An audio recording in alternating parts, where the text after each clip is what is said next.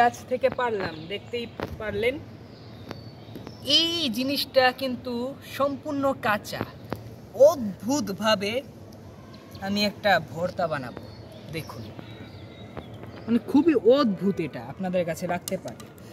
মরিচ কিন্তু একটুও বাকি রাখবো না, সব দিয়ে দেব। এটা ফোঁটা করে নিচ্ছি। এই যে একটা মানে পানির মতো বের হয়েছে, মানে ভিতরে কোনো অংশ আস্ত রাখা যাবে না। সবকিছু বাঁধে দেবে কবা, বাঁধনি কাসুন্দি। এদিক দিয়েও ফোঁটা হয়ে গেছে, থাক, সমস্যা নেই। এটা হচ্ছে মিক্স, আর এটা মরিচ কাসুন্দি। এটা খুবই কি উইয়ার্ড কম্বিনেশন। সবাই পাকা বেল দিয়ে বানায়, আমি বানাচ্ছি সম্পূর্ণ কাঁচা। এটা তো একদম কাঁচা, মানে যেটা কষ না ছোটালে খাওয়া যায় না। আচ্ছা, এটা বানাই ঠিক আছে, কিন্তু মানে কি একটু কবে কেমন, মানে একটু হালকা ছোঁয়াচটা, মানে এটা শক্ত হয়ে থাকবো না, এটা কবে কেমনে, মানে পেলায় মানে পুরো আস্তে হয়ে থাকবো না, একটু বাইঙ্গা। ওইটা আমি এই জন্যই তো হাতুড়ে নিলাম। ও আচ্ছা, এটা মানে কথা বলছেন সেই হিসাবে বানাইবা।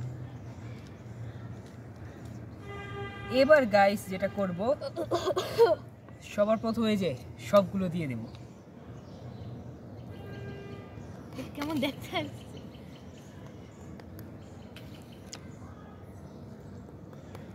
জঘন্য।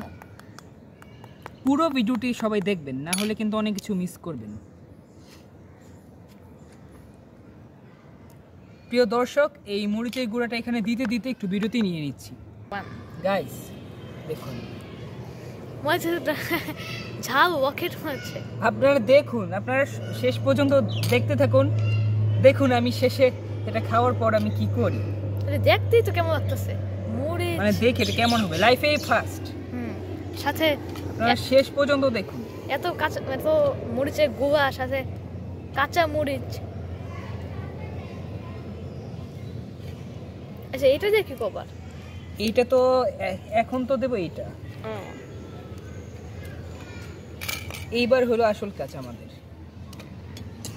এইবার হলো এই জিনিসটা, কাসুন্দি, রাঁধুনি মরিচের গুঁড়া। আর লবণ কিন্তু শুধু ওই লবণ না, বিট লবণও দিয়েছি সাথে। ও, আমি তো জানতাম এখানে বিট লবণ, দুটো লবণ মিক্সড। হ্যাঁ, ইস, বেশি হয়ে গেছে না? সমস্যা নাই। তাও কাসুন দিয়ে কি ফ্লেভারটা করা না, সেই কারণে এটা একটু গেলেও পাওয়া যাবে। এটা ধাকেতেছে, তোমার কড়া গন্ধ আসছে। ঈশ্বরদের কথা মনে পড়ে গেল কেন এই কাসুন্দির গন্ধটা পাওয়ার পরে। এরকম কাসুন্দি দিয়ে আমার একটা বন্ধু আমাকে আমের ভর্তা বানিয়ে দিত, আমি খেতাম। স্মৃতি কি ভুলা যায়, পুরনো স্মৃতি কি ভোলা যায় এত সহজেই? কিছু কিছু স্মৃতি আছে যেগুলো কখনোই ভোলা যায় না। এটা দেখতেই কেমন লাগতেছে, লাল মরিচের গুঁড়া, মুড়ি চাপার, জি, কাসুন্দি, এত কিছু মিলা। এবার আমরা এটা মুখটা বন্ধ করে দিয়ে, এইবার হলো আসল কাজ। হ্যামার দিয়ে আমরা এটাকে, ও আরে পেলাই তো বাইঙ্গা যাব, পেলার কিছু হয় নাই। Then you taste in that and waiting that what the taste like. একটু বিরতি নিয়ে নিচ্ছি।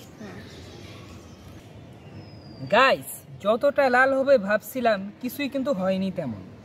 আমি কিছুই বুঝলাম না। আমি যখন এই যে এই বেলের বডিটা ভাঙ্গি, মানে খোসাটা, মানে কি বলে এটাকে, খোসা বলে না? খোসা।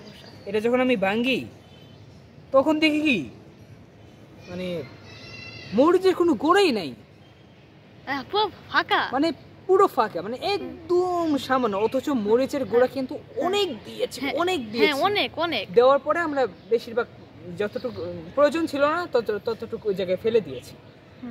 কিন্তু কিভাবে কি হলো বুঝতে পারলাম না। আপনারা হয়তো দেখেছেন, দেখাইছো না গোড়া যে দিছি, কিন্তু মাটিতে পড়ছে একদম কম। কিন্তু এটাই বুঝলাম না, এটা একটু মিক্সড করি, কিন্তু হয়তো ঝালটা হবে অনেক। তাও মরিচের গুঁড়া মোটামুটি তো গেছে ভর্তা হিসেবে।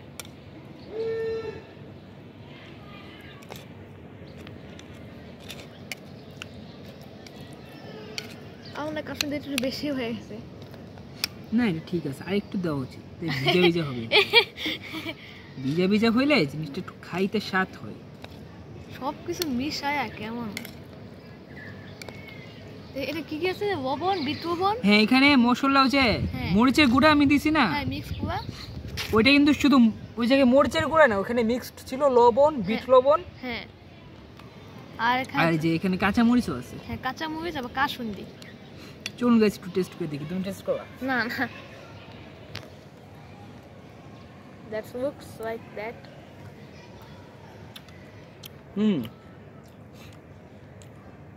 মানে কষ যে থাকে একটা, বোঝাই যায় না, তেমন বোঝাই যায় না, খুব স্বাদ হয়েছে। এভাবে যদি কেউ চান ট্রাই করে দেখতে পারেন। আজকে এই পর্যন্তই, ভিডিওটি ভালো লাগলে শেয়ার করবেন। তো গাইস আজকের ভিডিওটা এখানেই। আপনারা সবাই ভালো থাকবেন, বাংলাদেশ প্রফেশন চ্যানেলের পাশেই থাকবেন।